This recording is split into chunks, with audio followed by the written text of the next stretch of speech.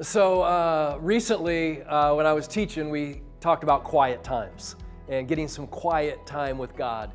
And we actually had a lot of questions about that, like what's that really look like, and what is a quiet time, and how do you do a quiet time?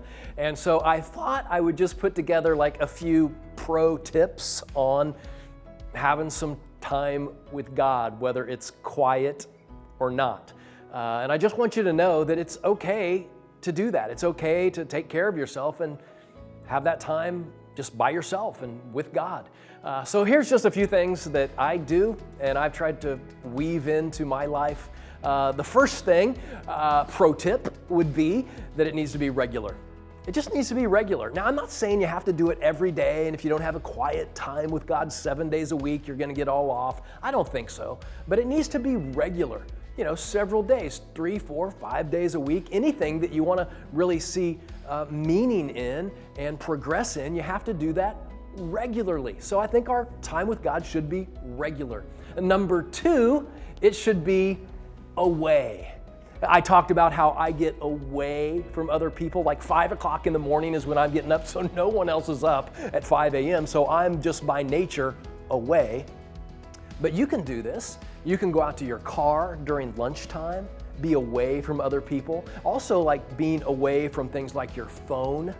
I don't even take my phone into the same room that I am doing quiet time with God in, because I know I'm so tempted to grab at that phone. So pro tip number 2 is that it needs to be away from other people, from your phone, other devices.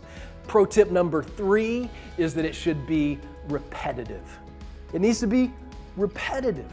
And I guess this isn't something that you would have to do, but it works for me. I told you just in the message recently that I would reread the Gospels over and over. Those are the first 4 books in the New Testament of the Bible. And by reading those over and over and over and over, it kind of starts to get in my head. It's repetitive. Another thing you could do is in the Old Testament, the book of Proverbs has 31 chapters. And so every month there's about 30 or 31 days. So you could just read the chapter of Proverbs that corresponds to the day you're living. So if it's like the 17th, read Proverbs 17. If it's the 8th, read Proverbs 8. And every month, in a repetitive way, you just continually read through Proverbs, and it really starts to get into your heart and your life and your soul. So those are some just pro tips I think that I use. And here's what I want you to know most of all. It doesn't have to be perfect to be powerful.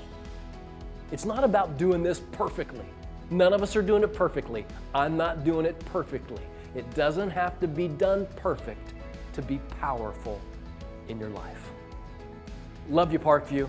Have some great quiet time with God.